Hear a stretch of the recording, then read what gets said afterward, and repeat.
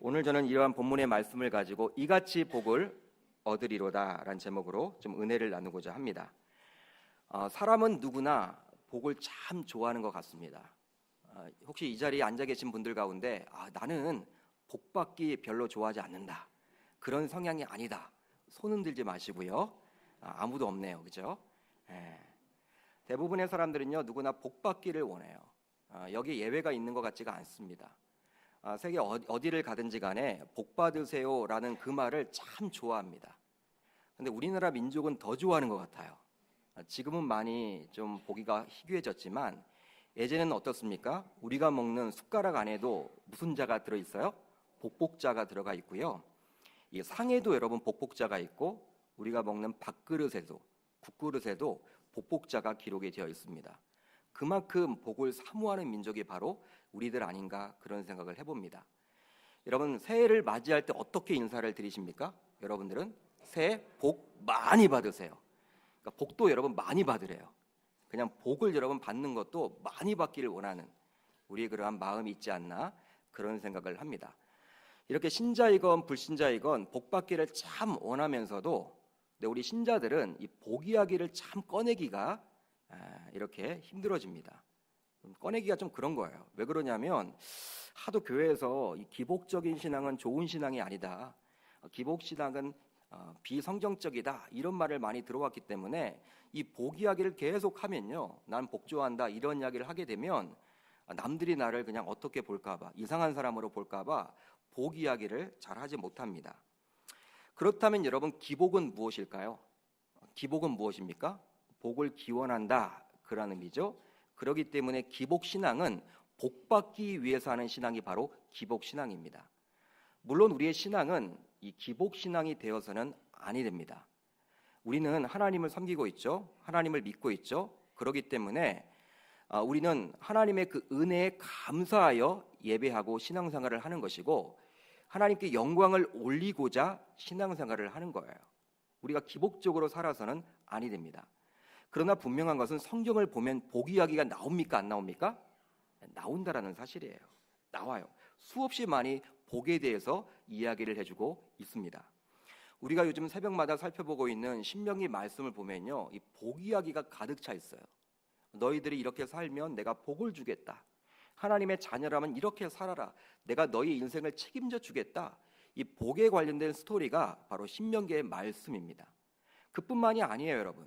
오늘 우리가 살펴보게 될 이 시편 말씀은요, 더 복에 관련된 이야기가 더 많이 나옵니다. 시편은 총 150편으로 구성이 되어 있는데 시편 1편을 보게 되면요, 복으로 시작을 해요.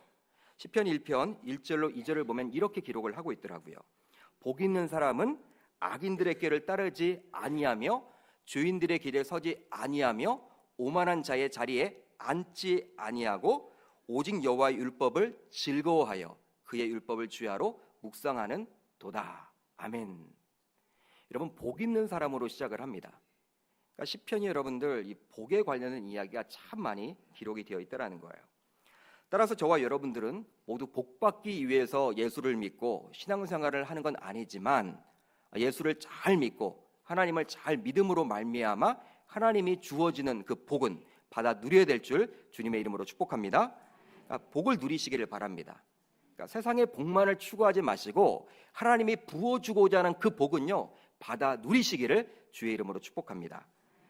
오늘 본문인 시편 128편은요 127편과 연결해서 보면 좋습니다. 마치 한 쌍을 이루는 것처럼 보여져요. 물론 시편 127편은요 누가 기록을 했습니까? 솔로몬이 저자임을 이렇게 나타내주고 있지만 시편 128편은요 저자 미상입니다. 누가 기록했는지 몰라요. 그러나 두 시 모두 지혜시입니다. 그리고 구약의 지혜 문학의 근본 주제인 여호와 중심 사상을 잘 드러내주고 있다라는 거예요. 여러분, 시편 127편과 128편은요 보면요 이게 의미가 통해요. 한 저자인 것처럼 느껴질 만큼 여러분 잘 이렇게 보완을 해주고 있습니다. 특별히 본시인 시편 128편은요 127편의 일부 주제를 확대해서 이야기를 해주고 있어요. 시편 127편은 다음과 같이 맞춰지게 되죠. 127편 5절을 보면요 이렇게 맞춰지게 됩니다. 이것이 그의 화살통에 가득한 자는 어떻다? 복되도다. 그들이 성문에서 그들의 원수와 담판할 때 수치를 당하지 아니하리로다. 할렐루야. 그러니까 복되도다라고 맞춰져요. 복되다, 복되도다. 그런데 이 복이 어떠한 복인지 시편 128편에서 잘 기록을 해주고 있다라는 거예요. 그렇다면 시편 기자는 어떻게 하면 우리가 복을 받을 수 있다라고 이야기를 합니까? 바로 128편 1절을 보면 나와 있습니다. 우리 1절을 한번 같이 읽어봅니다. 시작. 여호와를 경외하며 그의 길을 걷는 자마다 복이 있도다. 아멘. 여러분, 한마디로 어떻게 우리에게 이렇게 하라고 합니까? 여호와를 경외하라고 이야기를 합니다. 그렇다면 경외는 무엇일까요? 경외 많이 들어봤을 텐데 혹시 여러분들이 영어 성경을 가지고 있는 분들이 있다면 한번 살펴보시기를 바랍니다. 경외라는 단어는 어떻게 쓰여져 있습니까? fear, 바로 두려움이라고 기록이 되어 있죠. 사람들은 참 누구나 두려워하는 것 같아요. 아무리 강인한 사람이라도 근본적으로 두려운 마음을 가지고 있습니다. 여러분, 멘탈이 강한 사람이라도요, 이제 한 2달밖에 살지 못한다라는 암 말기라는 진단을 받게 되면요, 그 좋았던 멘탈, 강인한 멘탈 자체가 흔들리는 경우들을 종종 많이 보게 되죠. 그리고 여러분, 사업을 크게 하시는 분들도요, 나는 웬만한 여러분 것에 흔들리지 않는다, 나는 배포가 있다, 이런 분들도 큰 사업을 하는 사람일수록 이 부도의 위기 속에서는요, 이제 안절부절하지 못해요. 이 두려운 마음이 여러분 막 엄습해 오는 거예요. 특별히 자녀 문제는 더하겠죠. 내 자녀가, 내가 배 아파 낳은 귀한 자녀들, 내가 기르고 있는 자녀가 이렇게 사고를 당하거나 큰 위기 속에 놓여 있으면요, 두려운 마음이 생깁니까, 안 생깁니까? 생긴다라는 거예요. 즉, 사람이 갖는 두려움의 대부분은요, 염려와 걱정과 근심 때문에 오는 것입니다. 신자라고 해서 이러한 두려움에서 자유할 수 있습니까, 여러분? 나는 자유하다. 여러분, 그런 분들은 많지가 않은 것 같아요. 그렇기 때문에 하나님은 저와 여러분들에게 이렇게 권면을 해주고 있죠. 바로 이사야 43장 1절을 보면 이렇게 나와 있습니다. 야곱아, 너를 창조하신 여호와께서 지금 말씀하시느니라. 이스라엘아, 너를 지으시니가 말씀하시느니라. 너는 두려워하지 말라. 내가 너를 구속하였고 내가 너를 지명하여 불렀나니 너는 내 것이라. 아멘. 여러분, 어떻게 저와 여러분들에게 권면을 합니까? 하나님께서 너는 두려워하지 말라. 두려워하지 말라는 거예요. 그러니까 너는 하나님의 자녀라는 정체성을 가지고 두려움에서 자유해라. 그렇게 우리들에게 이야기를 합니다. 그러나 이것은 말은 쉽지만 실천에 옮기기는 참 쉽지가 않은 것처럼 느껴집니다. 여러분, 두려움을 즐기는 사람이 있습니까? 나는 두렵지 않다. 나는 두려움을 즐긴다. 오히려 두려움을 그냥 너무나 그냥 좋다. 여러분, 이렇게 즐기는 사람이 어디 있겠어요? 되도록이면 두려움은 피하고 싶죠. 여러분, 그렇지만 두려움을 내가 피하고 싶다고 해서 오는 게 아니에요. 안 오지 않는 게 아니에요, 여러분. 온단 말이에요. 그냥 순간순간 여러분 두려워지는 거예요. 이 두려운 마음이 여러분 생기게 되는 겁니다. 왜 그렇습니까? 염려와 걱정과 근심이 생기기 때문이죠. 그러게 저와 여러분들은 하나님이 지명하여 부른 자녀라는 사실을 꼭 기억하시기를 바랍니다. 그럴 때 우리는 세상의 염려와 걱정과 근심으로 인한 두려움에서 자유할 수가 있게 되는 것이죠. 그런데 여러분, 우리가 오늘 읽었던 이 경외라는 단어는요, 두려움이 맞긴 맞아요. 두려움인 단어가 맞는데 영어로 보게 되면 fear이라고 나와 있기 때문에 동일한 두려움으로 쓰여져 있는데, 근데 히브리 원어를 보게 되면 우리가 알고 있는 이 두려움의 뜻과는 좀 다릅니다. 다르다라는 거예요. 바로 두려움이 오는 원인이 다름을 알 수가 있는 거예요. 여러분, 보편적인 두려움은 제가 어떻게 온다고 했습니까? 염려와 걱정과 근심으로 인해서 두려움이 오게 되는데, 이 경외에 있어서 두려움은요, 오는 게 달라요.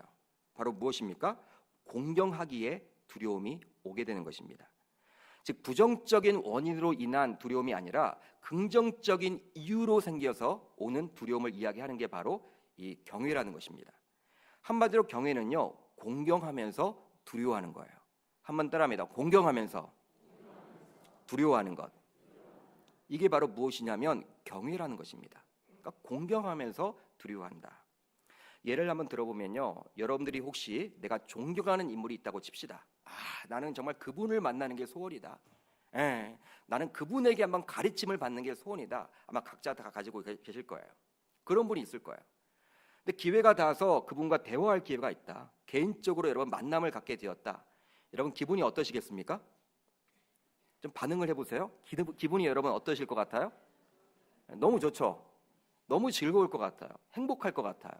만나고 싶어 했던 그분을 우연치 않게 그냥 개인적인 여러분 만남을 이렇게 갖게 되었으니까 얼마나 여러분 기쁘겠습니까? 여러분 기쁘잖아요. 내가 그 목사님에게 한번 기도만 받으면 좋겠다. 내가 그분에게 한번 가르침을 받으면 좋겠다. 여러분 나름대로 존경할 인물이 다 있잖아요. 그분의 여러분 가르침을 받으니까 얼마나 좋겠습니까? 그분이 말하는 것들은 그냥 여러분 다 놓치지 않으려고 아마 집중할 거예요. 적기도 하고 녹음도 하고요. 그분의 만남이 여러분들 너무나 좋기 때문에 덩실덩실 춤을 출 겁니다. 그런데 그분에게 여러분들 내가 점심을 대접해야 한다고 하면 어떤 마음이 좀 드세요? 좋긴 좋지만 좀 부담이 되는 건 사실입니다. 왜 그럴까요? 그분이 귀한 분이기 때문에. 내가 평소에 먹고 있는 그대로 여러분 드릴 수는 없잖아요. 나에게 맞추는 것이 아니라 누구에게 맞추게 됩니까? 이게 상대방, 내가 존경하는 그분에게 맞추게 되는 것이죠. 나는 여러분 회를 좋아하는데 이 상대방, 내가 존경하는 인물이 회를 좋아할지 고기를 좋아할지 모르기 때문에 그 상대방이 무엇을 좋아할지 여쭤보게 되어 있죠. 그게 바로 여러분 그러한 마음가짐이 바로 무엇이다? 경외라는 것입니다. 지금 하나님께서는 자녀인 저와 여러분들에게 이렇게 권면을 하고 있어요. 바로 여호와를 경외하라고 말입니다. 그러기에 경외라는 단어는 하나님에게만 쓰지 사람에게는 사용하지 않아요. 여러분 목사님을 아무리 우리가 존경해도 존경이란 단어를 쓰지 경외라는 단어를 쓰지 않습니다. 왜? 이 경외라는 단어는 누구에게만 쓰셔야 됩니까? 하나님에게. 이 자리에서 예배하는 저와 여러분들 모두 여호와 하나님을 경외할 수 있기를 바랍니다.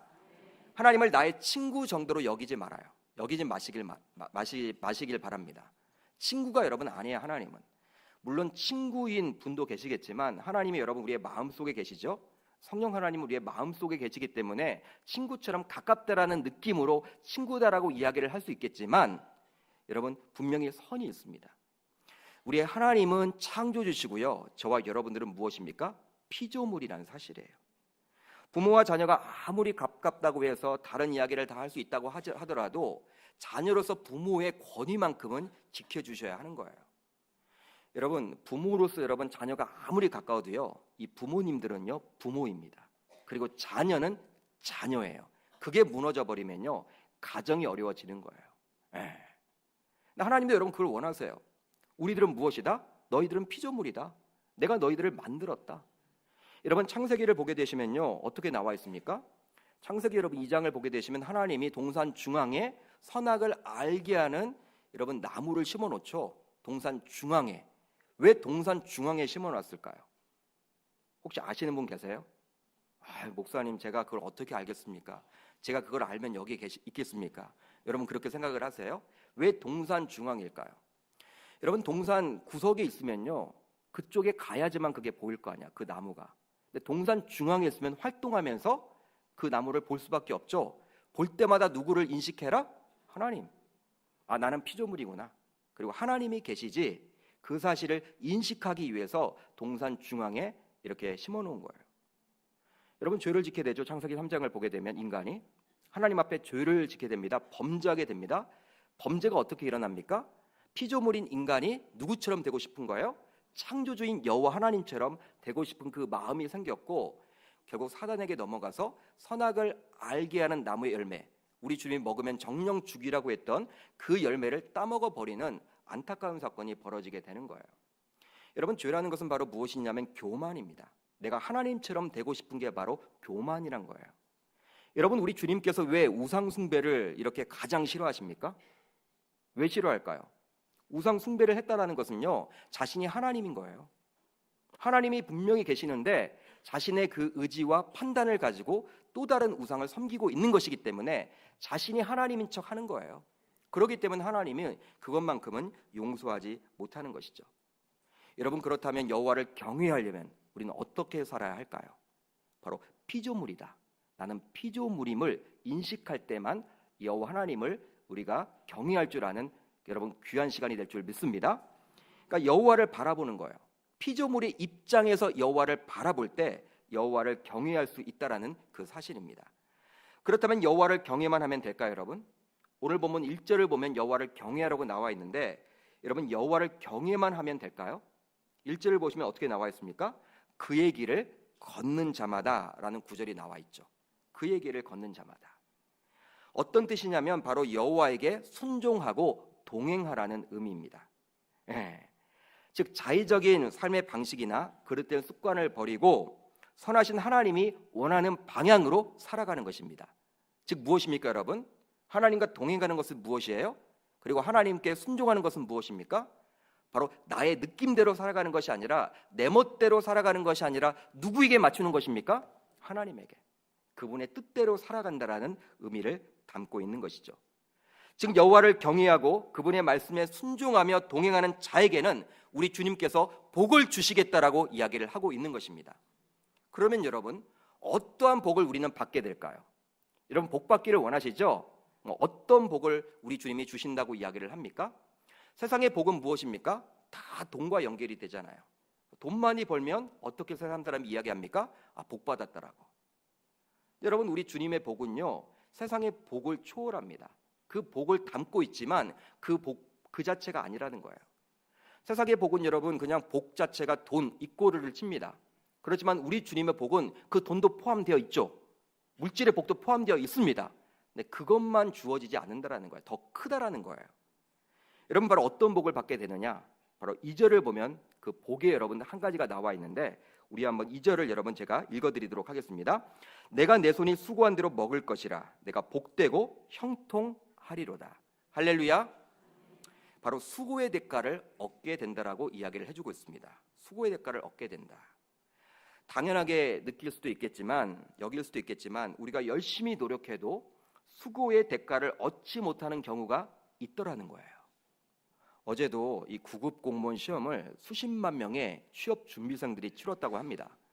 나름대로 여러분 열심히 공부했겠죠. 그러나 경쟁이 여러분 심해요.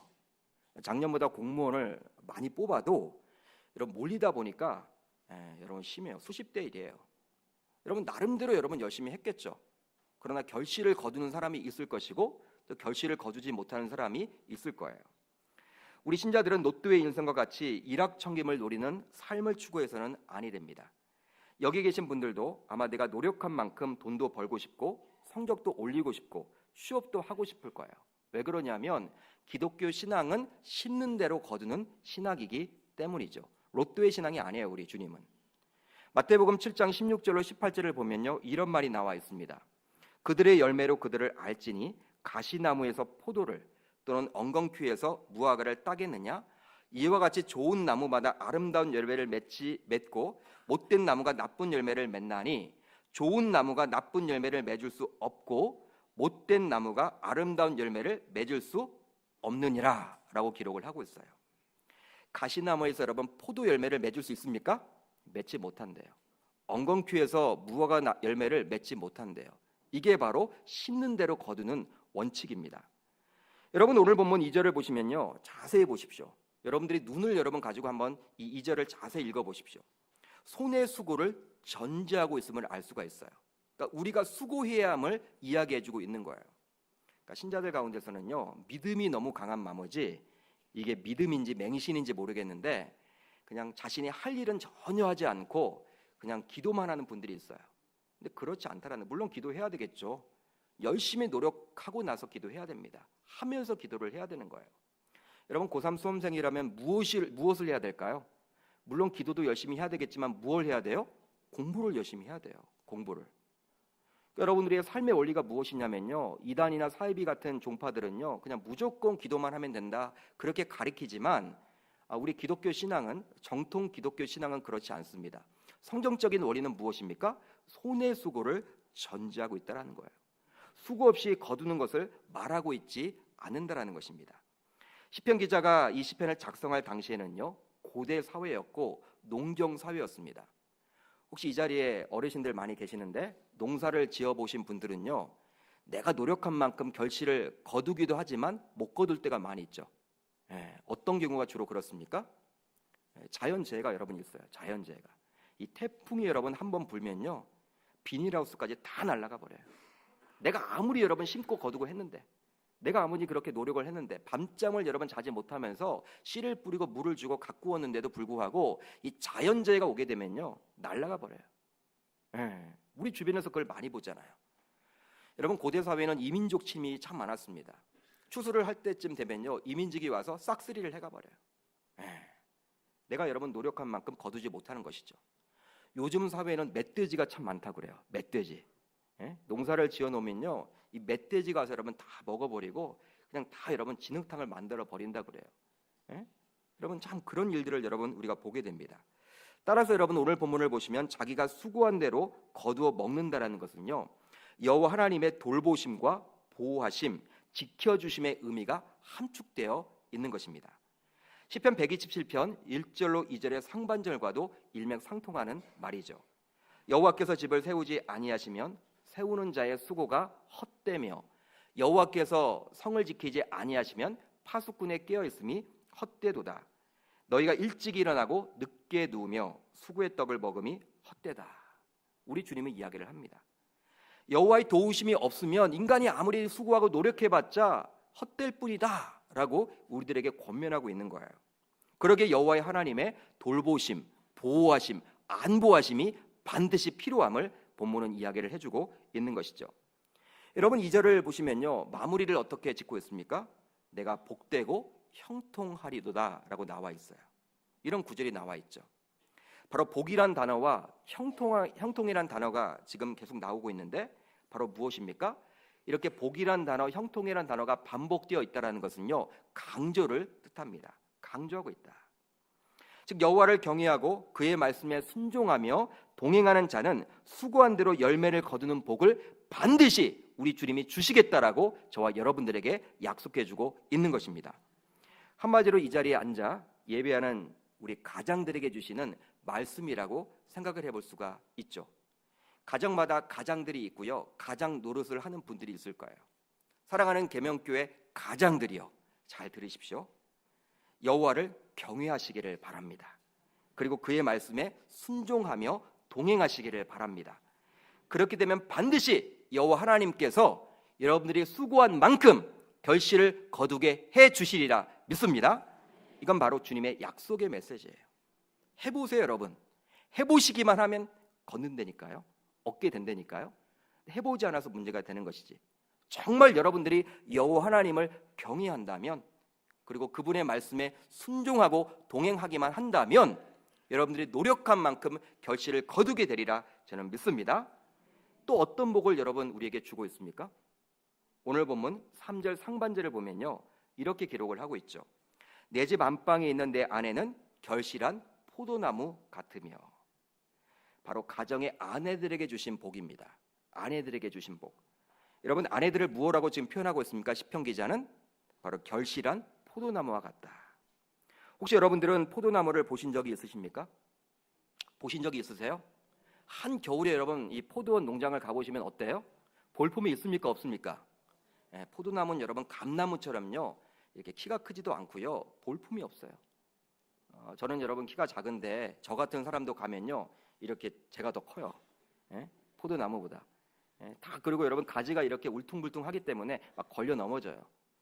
여러분 감나무처럼 이렇게 쭉 빠지지 않았어요. 올라가지 않았어요. 날씬하지가 않아요.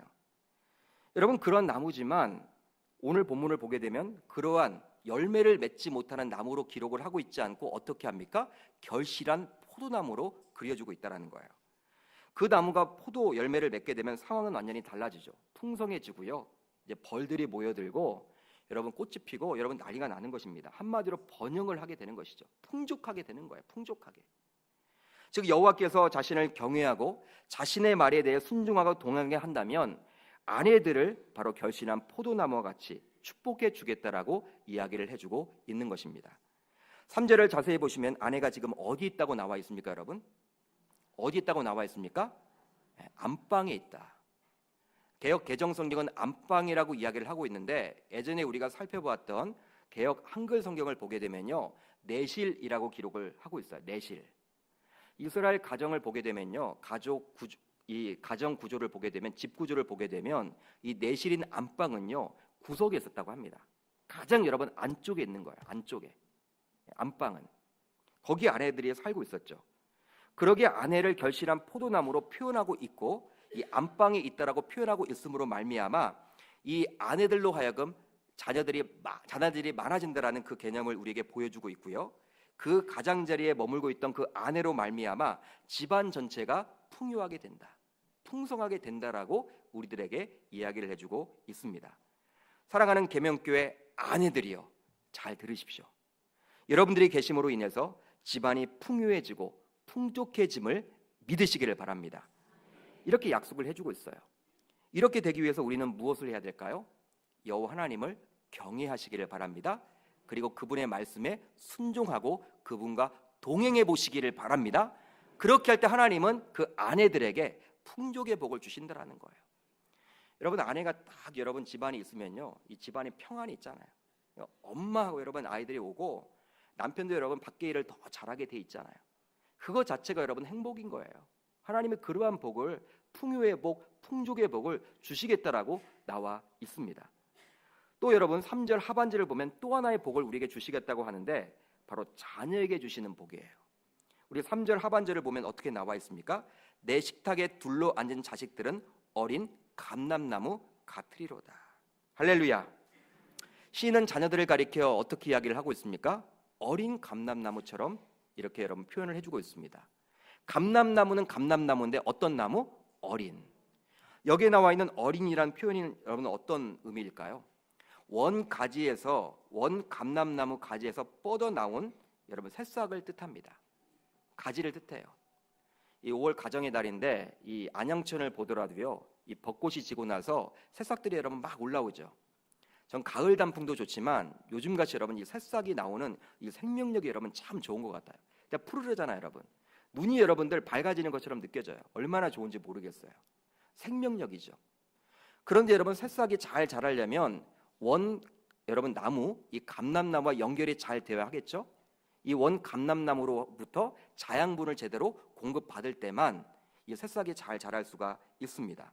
그렇기 통해서 이것을 통해서 우리는 무엇을 알 수가 있냐면 부모와의 끈끈한 유대 관계를 알 수가 있는 거예요. 그런데 이러한 자녀들이 어디에 있다고 합니까, 여러분?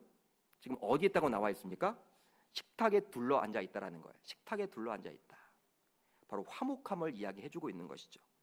둘러 앉아 오순도순 대화를 하고 있고 식사를 하고 있는 그 여러분 공동체를 한번 생각해 보세요. 오늘 찬양의 가사에도 여러분 나와 있지 않습니까? 둘러 앉아가 여러분 이렇게 식탁에 둘러 앉아서 여러분 뭘 합니까? 밥을 먹고 대화를 한다라고 나와 있듯이 바로 여러분 식탁에 둘러 앉아서 이 화목함을 보여주고 있는 거예요. 여러분 이러한 모습을 보면서 천국이 생각나지 않습니까? 이 가정이 여러분 천국의 모습이 아니겠습니까? 요즘 가정마다 이런 분위기가 익숙지 참 않은데요.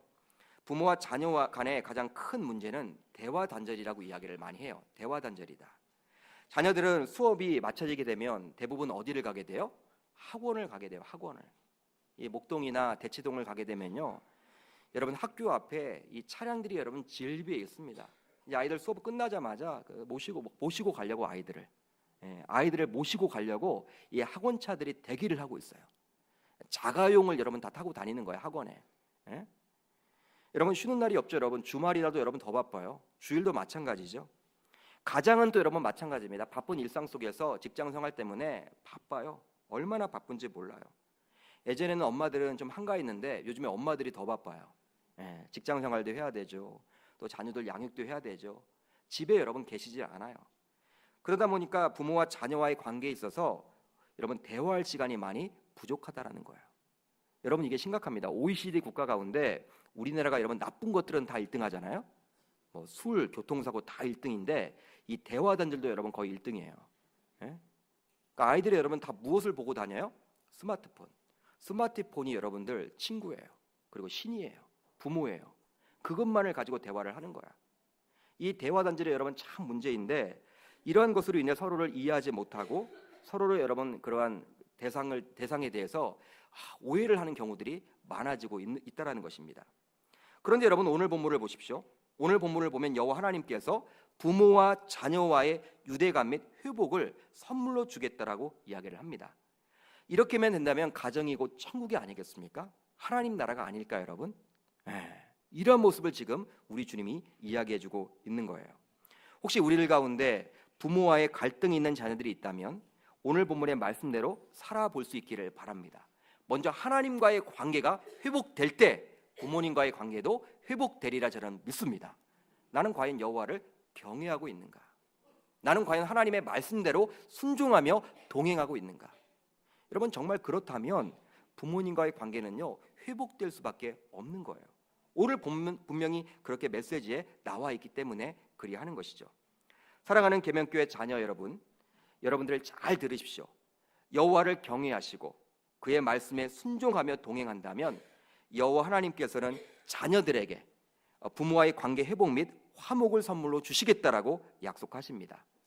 그러기에 이 자리에 예배하는 우리들은 자녀로서 이러한 복을 받아 누리기 위해서라도 하나님을 경외하시기를 바라고 그분의 말씀에 순종하고 동행할 수 있기를 주의 이름으로 축복합니다. 할렐루야. 바로 이러한 복을 주시겠다라고 우리에게 이야기를 해주고 있는 거예요. 그렇습니다, 여러분. 오늘 본문 4절을 보시면요 위의 내용들을 요약해 주고 있고요, 그리고 동시에 본시의 중심 그런 사상을 다시 한번 이렇게 적어주고 있습니다. 우리 4절이 중요하기 때문에 같이 읽어보도록 합니다. 시작. 여호와를 경외하는 자는 이같이 복을 얻으리로다. 아멘. 여호와를 경외하는 자는 이같이 복을 얻으리로다. 할렐루야. 오늘 말씀의 여러분 제목입니다. 이같이 복을 얻으리로다. 여러분, 얼마나 큰 축복입니까? 가장에게도 복을 주시고요, 아내에게도 복을 주시고요, 자녀들에게도 복을 주시는 거예요. 여러분, 오늘 보면 2절부터 3절에 나온 가정의 모습을 보면 어떤 느낌을 받습니까? 야, 우리 가정이 정말 이러면 좋겠다, 내 가정이 정말 이렇게 되면 좋겠다, 그런 마음이 여러분 들지 않으십니까? 정말 여러분 부럽지 않으세요? 가장으로서, 아내로서, 자녀로서 주님이 주시는 복이 있으니 정말 부럽지 않으십니까? 하나님이 친히 움직이는 가정의 모습을 보여주고 있기 때문이죠. 여러분, 이런 가정이 되기 위해서 저와 여러분들이 해야 될 것들이 있다는 거예요. 그것이 바로 무엇일까요? 여호와를 경외하는 것입니다. 여호와를 경외하시기를 바랍니다. 그분은 창조주시고 나는 피조물이다. 그냥 만만한 분이 아니다. 내 친구와도 같은 분이 아니다. 그냥 내가 장난칠, 농담 따먹기 할 그러한 분이 아니다. 그분은 나의 생명이다. 나의 생사예탁권을 가지고 있는 창조주시다. 여러분, 그분을 경외하시기를 바라요. 그렇게 하면 바로 하나님이 우리의 인생을 책임져 주실 것입니다. 잠언 1장 7절을 보면요 어떻게 기록을 하고 있습니까? 여호와를 경외하는 것이 지식의 근본이거늘 미련한 자는 지혜와 훈계를 멸시하느니라. 이 자리에 나와 예배하는 저와 여러분들 모두 여호와를 경외함으로 우리 가정이 주님이 주시는 복을 받아 누릴 수 있기를 주의 이름으로 축복합니다. 한편 여러분, 이제 5절을 보십시오. 이것으로 끝나지 않아요. 더 큰 복을 주시는데 5절을 보시면 어떻게 나와 있습니까? 여호와께서 시온에서 내게 복을 주실지어다. 너는 평생에 예루살렘의 번영을 보며. 할렐루야. 이 구절에 나와 있는 시온은 무엇을 뜻할까요? 시온은 바로 무엇이냐면 하나님의 임재함이 있었던 그 성전이 있었던 곳을 이야기합니다. 바로 무엇입니까? 하나님의 임재의 상징인 성전. 그 성전에서 주로 하나님을 만났죠. 그 하나님이 그곳에서 여러분 은혜를 베풀어 주신다라는 거예요. 즉 하나님으로부터 은혜가 시작됨을 이야기해주고 있는 것이죠. 한마디로 복을 주시는 분이 누구다? 그 시온에 있는 하나님이시다. 내가 열심히 해서 복을 받는 것이 아니라 누가 주셔야 된다? 하나님이다. 그걸 지금 이야기해주고 있는 거예요. 그리고 여기에 나와 있는 예루살렘은요 단순히 이 지명만을 이야기하고 있지 않습니다. 바로 영적인 공동체인 저와 여러분들을 이야기하고 있는 거예요. 이스라엘 공동체를 말하고 있는 것이죠. 하나님께서는 4절까지를 통해서 가정에게 복을 주셨다면 이제 오늘 본문 이 5절 이하를 통해서 바로 우리 공동체에게도 복을 주겠다라고 이야기를 해주고 있는 거예요. 여러분 보십시오. 이스라엘 공동체를 말하고 있는 거예요. 평생 볼 것이라고 말을 하고 있죠. 이걸 통해서 또 무엇을 알 수가 있습니까?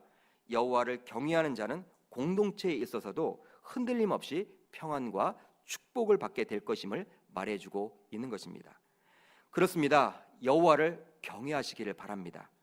여호와를 경외함으로 가정이 복을 받을 뿐만 아니라 믿는 우리 계명 공동체가 복을 받게 되리라 믿습니다. 우리의 구역이 복을 받게 되리라 믿습니다. 우리의 팀과 우리의 부서가 복을 받게 되리라 믿습니다. 이제 마지막 6절입니다. 6절을 보면요, 더 놀라운 일이 벌어지고 있어요. 내 자식의 자식을 볼지어다 이스라엘에게 평강이 있을지어다. 아멘. 여러분, 자식의 자식을 본다라는 의미는 무엇일까요? 그냥 손주를 본다라는 의미도 되겠지만, 물론 여러분 오래 산다라는 의미도 되겠지만 무엇일까요? 대가 끊기지 않는다라는 거예요. 그러니까 나 때만 여러분 이렇게 복 받는 인생이 아니라 내 자녀, 손주 때까지도 그러한 복이 계속 이어진다. 신앙이 단절되지 않는다. 그런 축복을 주겠다라고 이야기를 하고 있는 거예요. 실제로 여호와를 여러분 경외하면요, 장수의 복도 받게 됩니다. 실질적으로 그래요. 잠언서 10장 27절을 보면 어떻게 나와 있습니까? 여호와를 경외하면 장수하느니라. 그러나 악인의 수명은 짧아지느니라. 여러분, 오래 살고 싶으시다면 여호와 하나님을 경외하시길 바랍니다. 이제 마지막으로 여러분 어떻게 기록을 하고 있어요? 바로 우리 6절을 한번 영상을 띄워주시면 좋을 텐데요, 한번 우리 같이 읽어보도록 합니다. 시작. 내 자식의 자식을 볼지어다 이스라엘에게 평강이 있을지로다. 평강 이야기를 해요. 평강. 여러분, 이 땅에 살면서 가장 여러분 중요한 게 무엇일까요? 마음의 평강이죠. 평강. 내게 강 같은 평강. 여러분, 얼마나 여러분 중요합니까? 이 평화가 여러분 중요한 거예요. 예? 얼마나 중요해요. 정말 중요합니다. 여러분, 아무리 돈이 많아도, 권력을 쥐어도, 명예를 쥐어도요, 이 평강이 없으면요, 불행한 인생이에요. 내가 가진 것이 없어도 정말 마음이 여러분 평하다, 평안이 있다, 그게 여러분 행복한 것입니다. 그게 행복한 거예요. 자꾸 우리가 여러분들 이렇게 불행해지는 것은요, 남들과 비교하기 때문에 불행해지는 거예요. 남들과 비교하기 때문에. 제가 여러분 자주 이렇게 예화를 드는 게 무엇입니까? 아파트 여러분 20평대 정말 아파트를 살고 있는 분들은요, 30평대 아파트를 가는 게 여러분 꿈이잖아요. 열심히 여러분 기도해서 하나님이 은혜 주셔서 30평대를 가면요, 그냥 그 여러분 1년도 여러분 못 가요. 그 만족함이. 여러분 동창 가보니까 동창네 집은 40평대야. 50평대를 살아. 여러분 자신의 집이 20평대니까 이게 여러분 힘들어지는 거예요. 어려워지는 거예요. 자꾸 남들과 비교를 하게 되는 것이죠. 근데 하나님이 우리들에게 무엇을 주신다? 우리 공동체에 무엇을 주신다? 우리 가정에게 무엇을 주신다? 평강을 주시겠다라고 약속해주고 있습니다. 이것이 여러분 가장 큰 복이 아니겠습니까? 시편 127편을 보면 어떤 말이 나왔어요? 하나님이 사랑하는 자에게는 무엇을 주신다? 잠을 주신다. 여러분, 잠을 주신다. 여러분, 우리가 잠을 잘 수 있다는 것은요, 밤에 마음의 평안함이 있기 때문에 잠자리에 잘 들어서 숙면을 취할 수 있는 거예요. 감사하시기를 바랍니다.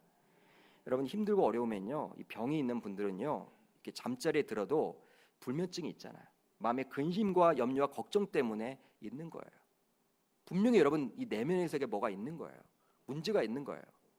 그렇기 때문에 이 평강을 주시겠다라는 이 말씀이 얼마나 귀한 축복인 줄 우리는 알지 못하는 것이죠. 이제 말씀을 정리합니다. 여호와를 경외하시기를 바랍니다. 그것이 바로 나의 가정이 살고 우리 공동체가 사는 길입니다. 바로 주님의 뜻대로 말이죠.